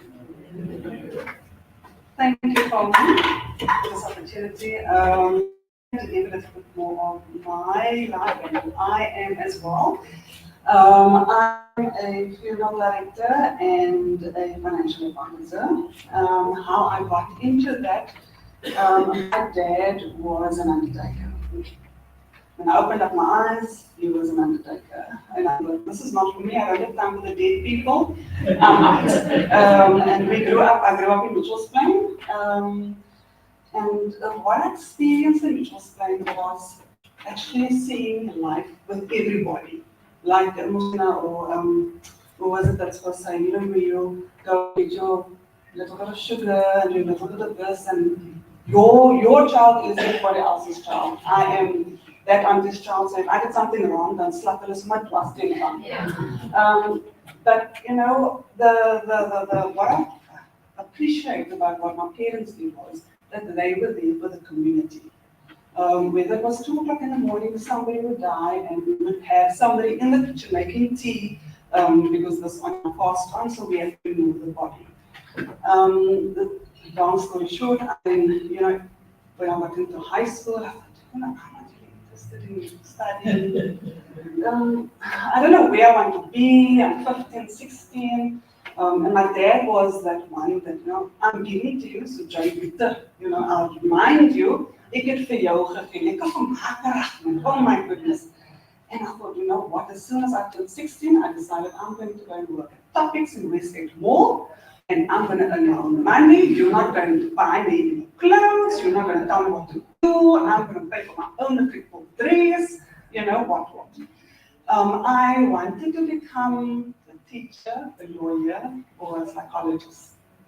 And, you know, when you're in Mitchell's Plain, and I'm not saying this in a bad way, but when you're in, I think, certain areas, your mind, the way you think, it shapes you. Wherever you are, the people that surround you, your parents, your siblings, your friends, it shapes you, your upbringing, it shapes you so that you actually have to, when the Bible says, you have to renew your mind. Because I had the grades to go to university, but I never applied because who do you think you are? You know, I'm just quiet, I'm just because in this first one. So I didn't apply at all. I did all the research, like everybody back from UWC, UCT, and I just, I'm going to go work. I then applied and I actually got in as a receptionist at a law firm. And I got shocked up and my daddy was upset because I said, my hier moet jy werk met die dooie mense and this is, you know. I thought, oh hell no, this is not going to work. I've got 4 brothers, they can do the job. I'm a girl, I'm the youngest, I can, you know, I'm not going to do this, you must be crazy, and besides, just for my you know. Anyway, I then started as a receptionist and I loved the conveyancing field. I worked in there and I then became a conveyancing secretary. I started property law and conveyancing diploma. And it's so true. It's not where you're from, but it's where you are going to. Don't allow your circumstances to dictate to you who you are going to be. And you'll also change as the years go past. You'll see, I'm not the same person that I was last year or even the year before. I'm not where I should be, but I'm not where I was, you know. And then I was 22, I think, somewhere around there. My dad got killed. And I'm in the middle of a legal course, and you know, I'm liking it, I'm enjoying it, oh my word, and I'm on my own. This is my mind, I'm not, no. I'm not going to live under mommy and daddy's roof anymore, I'm on my own. So life was a big cut. And dad found me, my second at the office, and he said, "Jy moet vir my kom werk." I'm like, what? He says, I'm sick, you need to come. And I just thought, oh no, thank you. Oh, it was such a, I would say, a heart-wrenching moment, because on the one hand, he had 4 sons that could run the business. But he comes to me and he says, you need to run this business. And I thought, God, what am I going to do with this? I'm not interested. My boyfriend then, which is my husband, I said, don't do it. Anyway, what made the deal sweeter was he said, I'll double your salary. So 23, 24-year-old was going to say no, thank you. All right? But then I finished my certificate and I thought, okay, fine. I gave my resignation and I started. And you know, the amazing thing is, as you grow in life, you also have to remember that education is important. So now I'm running a business. Then I went to get my business administration diploma and paid for myself, you know, because Dad could, but I just thought, no, I'm going to take that now and I'm going to see to myself. 2 years later, Dad passed. And I thought, you know what? This is not my industry. I'm going to sell the business. I'm going to sell the business. Nobody wanted to buy the business. And let me just tell you that it was a successful business. It is a successful business. But nobody wanted to buy this business. I thought, Lord, I sent out 50, 60 CVs to get back into the conveyancing industry. Nothing happened. And I got fine, got married, had a child, still trying to sell the business, and somebody then came up to me one day, actually a financial advisor. And they said, why are you just selling funeral policies? Why are you just here? Why are you just? And I said, this is what we do. You know, I'm not a salesperson. I don't go out and sell policies. The people, because we're in the community, in Mitchell's Plain, we saw the need, we saw the hurt, we saw the pain. So when there's a funeral and there isn't policies, you know, we got paid with AMC pots or a microwave, or we had to pay off, or you get that type of thing. So we had that first-hand experience as to why we did what we did. Not knowing that counseling came into sitting with people that was grieving. Then he said, just try it, man. I will train you for free. Train you for free, God. What are you trying to tell me here? You know? And I thought, okay, I'm not going to lose anything. Let me do that. And at that time, we had our office in Mitchell's Plain, because then they broke in and they cleaned us out. And they wanted protection money, and I thought, no, okay, God, this is the time for us to leave. And everything literally just happened as time happened. You know, everything fell into place. And I thought, you know what, Justin, which is my other brother, he is the actual undertaker. He dresses the people and everything, and I arrange a funeral and a deal with the client. So I deal with the living. He likes to deal with the dead.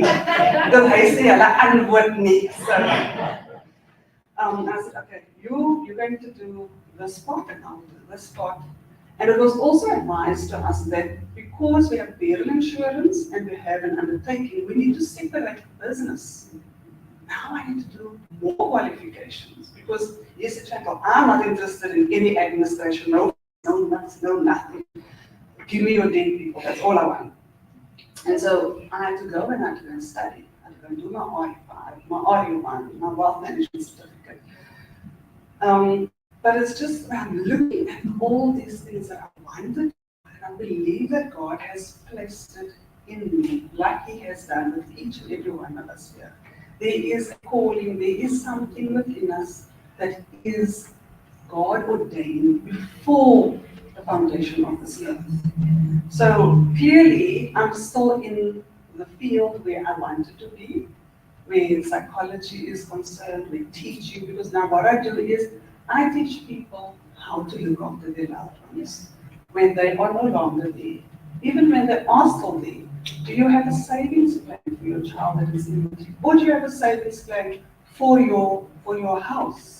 Do you have a retirement plan, or are you going to depend on SASSA? Do you have a will like with Lucina? I also draft the wills, and that is where the property law conveyancing also comes in. You have to sit and explain to them that drafting a will is one thing, winding up with the estate is expensive. Transferring the property from a deceased spouse to a living spouse is expensive. So there your policies also come in. So it's one thing, everything just fell into place, one after the other, one after the other. But only when the light went on for me was when I realized God has a plan for my life. Not my plan. God has a plan for my life. And I've been kicking and screaming against this plan for the past 15, 20 years. And when God had to say, listen, you stop doing nice. You know, this is where I want you to be. And it's not easy. Like with Carmen as well, only commission based. So, sorry to say it, but it's only when somebody dies that really get money. And the same is true in Mansador, as the other Mansador. Also financial advisor as well, you need to belong to the FSCA, you need to have your FSP license, you need to register, you need to pay your levies every year, you need to do your CBD points every year, you need to have at least 18 credits every year. So besides the fact that you have to be accredited all the time, be compliant all the time, it is expensive, but it's possible. And it's also not, I didn't want to be an entrepreneur. It wasn't for me. This is not what I had planned because I was fine with, to my club, just for like adventure for a pass, finish and club. And I thank God for Kenny, for BBC, big round of applause for that lady. She was the one that forced me out of my comfort zone. I said to her, Kenny, where are you putting me go? And because of Kenny, I met Carmen and so many of the other BBC ladies as well. And she draws you out of your comfort zone. I was that introvert. I still am. But just the mere fact that I know where I was, and you alone know what you go through. You alone know where God has brought you from, and only God will know where He's going to take you. There's no way getting around it. So you can't also run away from what God has ordained. And my thing is get to know yourself as well. Get to know who you are.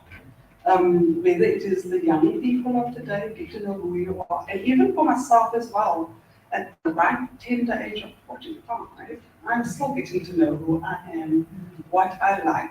And I'm still learning, you know, and also that I thought it was, I'll be a receptionist, I'm fine with that, for the rest of my life. There's nothing wrong with it. But you can actually, you change as you go. Now you're a receptionist, now you're a conveyance secretary, now you're a boss, now you're a financial advisor, now you're drafting of walls, and now you know, counseling comes with that, because sometimes you sit with a couple and then, oh, you get a diagram with tea? Was that no wages? Okay, so I said, my head is that. I mean, oh my goodness gracious.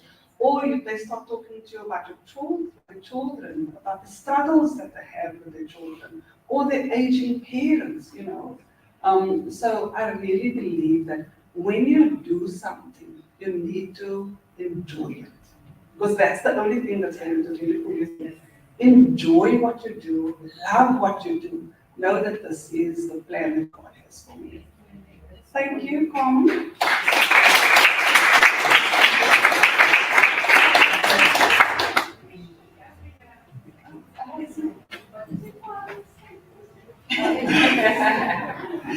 He was Chris Roberts. So it's Chris Roberts, Undertakers from Mitchell's Plain.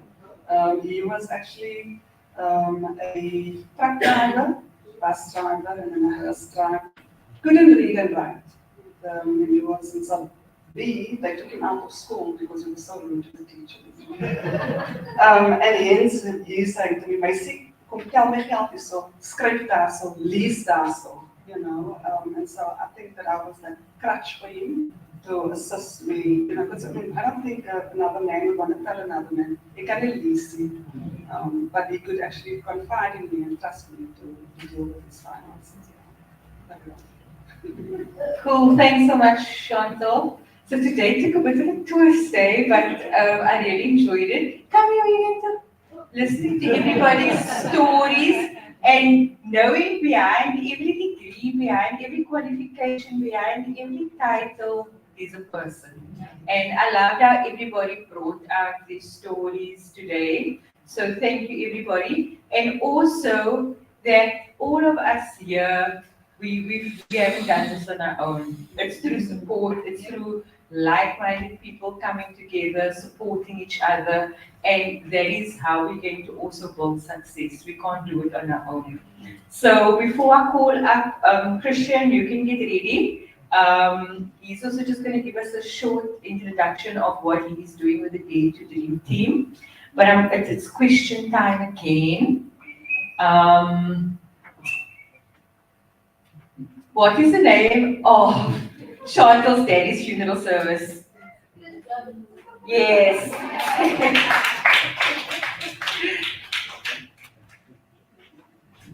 What qualification do you need or title to sell funeral policies? That one, yes, but so you need to say it properly.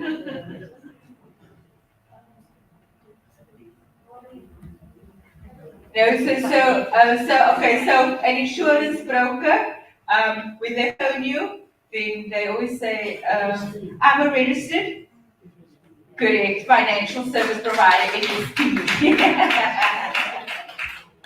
So don't deal with anybody that isn't a registered NSP. Okay.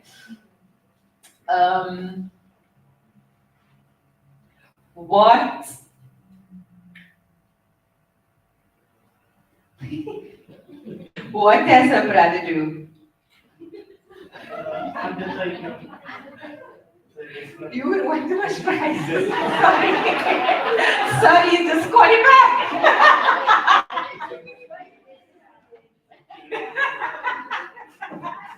We'll accept that.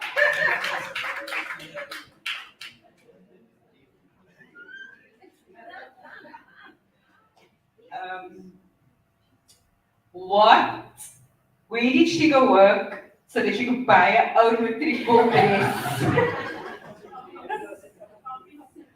Hands, I need hands, guys. You can play with. Okay, you can play with. It's not a Meraki thing. Yes, yeah.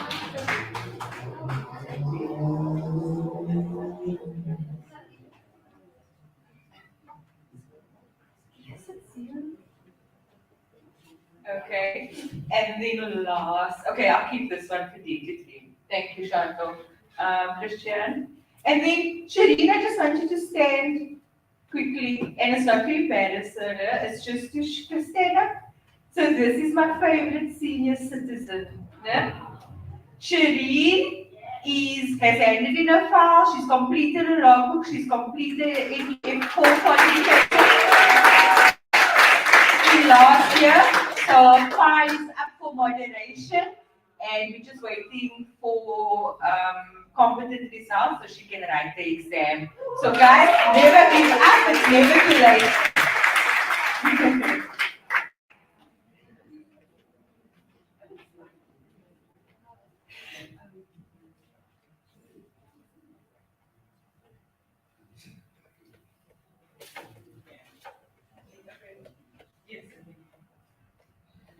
Hi, good afternoon, everybody. We were just mentally. My name is Christian Doval. I want to thank Carmen for the lovely opportunity for me to just speak about Dare to Dream. I'm also a teacher by profession, the profession that a lot of you ran away from, apparently. But I'm there, I'm inspired. So let me do something that a teacher would do. Yeah, Kenny, I see you anyway. Can everybody stand? Because we were sitting for a while, am I right? Yeah. So just lift those arms a little bit. Just stretch, because I know some of us can't sit still for 10 minutes. And drop the hands, and we just lower our knees, like a squat. And my wife can illustrate here. She does heavy squatting. Just so with me, 1, 2, 3. Wonderful. Is that nice? I give yourselves a nice round of applause. Okay, they also learn something. I do some fitness. Okay. Yeah, so I think I'm going to keep my trauma in my trauma box and not speak about that. But I want to really speak about the Dare to Dream project, which is a project I started at least 2 years ago with the kids at school. So I work in Capita, Lavender Hill Delta Primary, and I'm a grade 7 teacher. And being in the profession for 12 years made me see a lot of things, and most of it is sad because I've been working in Capita for the last 10 years. And what happens is when we leave the school after dismissal and we drive on our way home, and they know the story, I tell it to them almost every Friday. I see the kids that came in innocent, untouched, pure. And when we leave to go home with my colleagues, I see those same kids that were in my class where I taught at grade 5. I see them just standing on the street, lost, And I pray to the Lord and I say, God, something must be done to deal with this matter. If I believe in the word that says, Christ in you, the hope of glory, then somehow, something must happen. And I was challenged, and I said, Lord, but I don't do this and I don't do that. And the Lord challenged me and He said, but what do you have in your hand? Don't look at this person and that person, but what do you have in your hand? And what you have is what I can use. And I had to filter down some things. I had to say, okay, I'm not a food person. I'm the youngest of 3 sons, so I'm a spoiled brat. So I like to receive. So things giving, yes, I must be. Was this for Barak? So that's a part of me that I don't have. So I will bring other people who have a giving heart to come and prepare that soup. But I had to narrow it down to what is my passion? What is the one thing that I have that God built inside of me? And that is just to work with the mind, to transform the mind. And I didn't think that I would have more than 5 students, because what kind of student is going to want to sit after lessons, sit with you and listen to you talking to them about life and life skills, etc. And after 2 years and we started the project, we have over 40 students, just high school kids, that are committed to register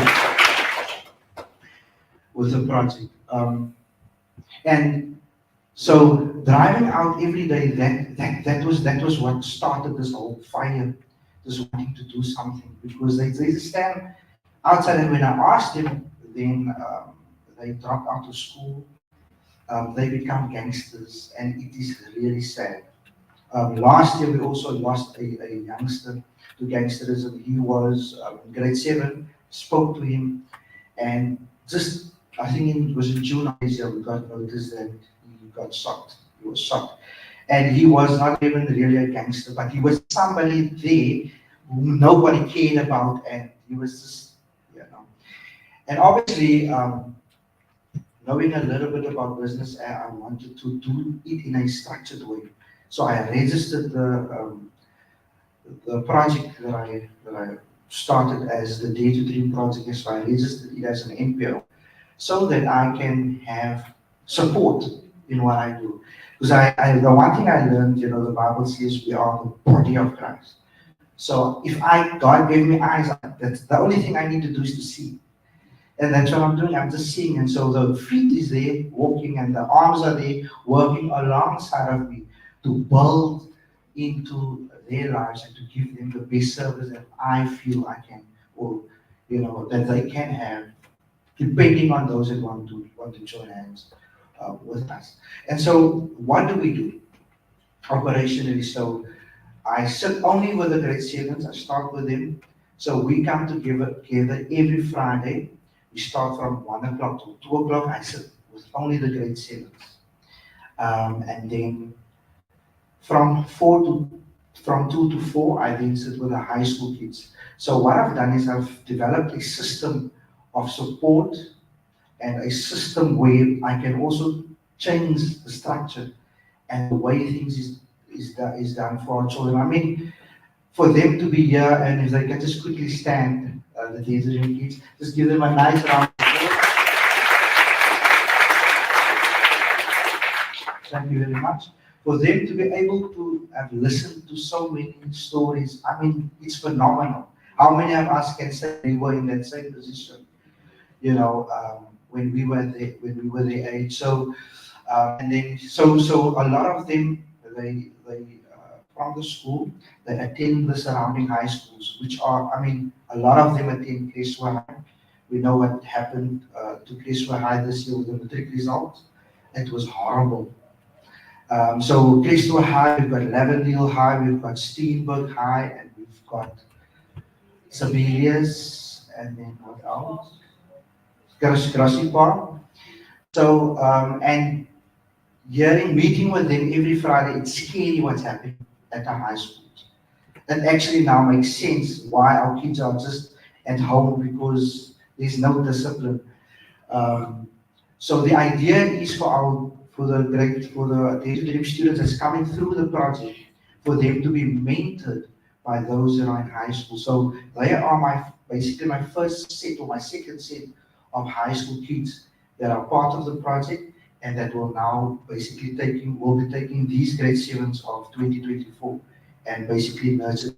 We have had some individual mentors where some of the grade 7s that are at our school now are being mentored by some of them who are part of the project, and, you know, just guiding them some of the personal challenges that they are experiencing.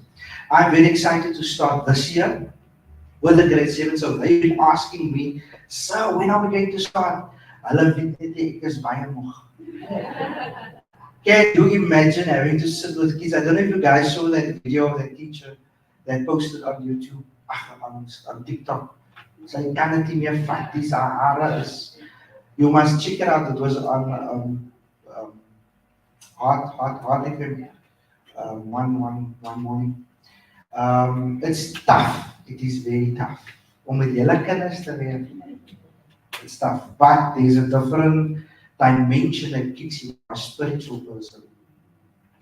And so I'm tired. So they've been asking me, "Sir, when are you starting?" And I've actually just used my hour for the first term just to gather myself and to reorientate myself with them. So term 2, effectively, I'll be starting with the grade 7. So I'll be looking at a total of most likely 80 students that will be joining. 80 students. So can you imagine, yes? Can you imagine why I'm taking my time? And I'm also here strategically because I want to settle some dates with Meraki and with BBC and some of the other stakeholders to come and join us with me so that die kinders kan afgee vir hulle en sê, you know. Yeah, so that is basically what it is, and we've had amazing support. You'll notice that some of my students that are here today are Muslim students because they couldn't attend some of the Christian events that we have. So I make it very clear, this is what I do. I'm a believer. I represent Christ, and the Christian members, I draw them to that part as well, which is part of the spiritual, how would I put it, arm of the project. And then a day like this, I wanted the Muslim kids to be part. There would be representatives here as well, and also for them to have that getting out of the community and to hear different stories and things like that. My wife and I, my wife is also here. I can just acknowledge her and she can stand with me. So she works at Standard Bank, head office, business analyst, and so she's hand in hand with me in this project because you can't do it yourself. So we rely a lot on our collaborations, and I must acknowledge BBC for the dot connector. She was the first person I reached out to say, listen, I've started this project. And you know, when I started this project, I realized you can't explain to somebody what you feel.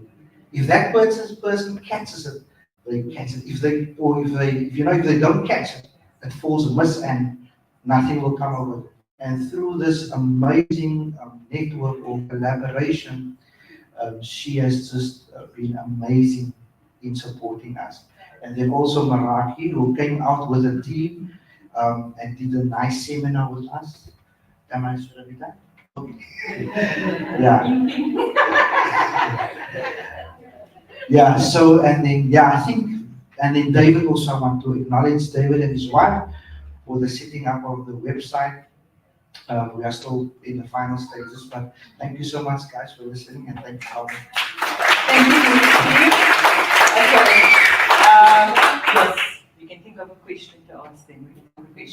So, unfortunately, the guy that won the BBC ticket has to go to school, man. So we did a swap out for the cap. So now we've got a BBC Hirsch ticket available. The best networking event in Cape Town. You can hear almost everybody that came up on the stage said BBC.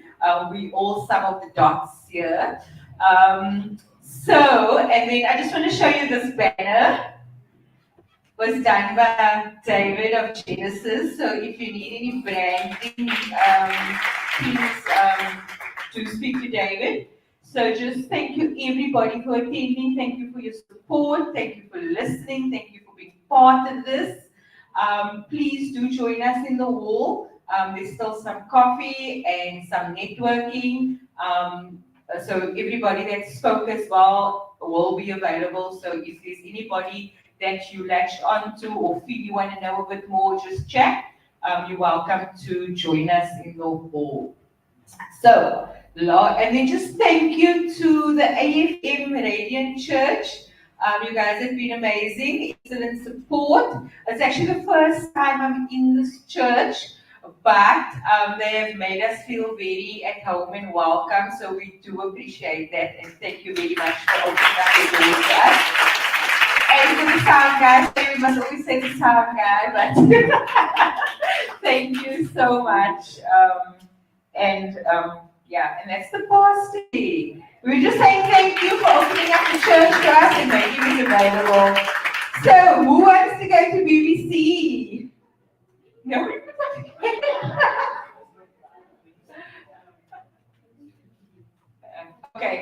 give this to Cameron of Sharon Gerbach Properties.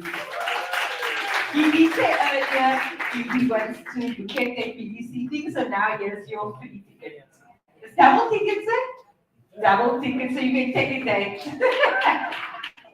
Okay, so I need to ask a question. Okay, thank you very much. Thank you to everybody. Yeah. Oh, no, but that's the small part, isn't it?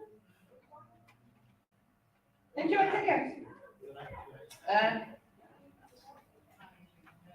Simon, you've been so helpful also today. I must say, the Day to Dream guys, they just see that you need a little bit of help, and then they're there putting up the flags, helping with tablecloths. Thank you guys for your support. Thank you everybody for coming out. Please come network with us, and yeah, enjoy.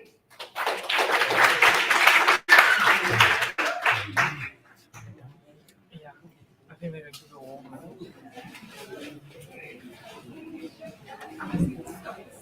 Hello, how are you? Yes, thank you. I just wanted to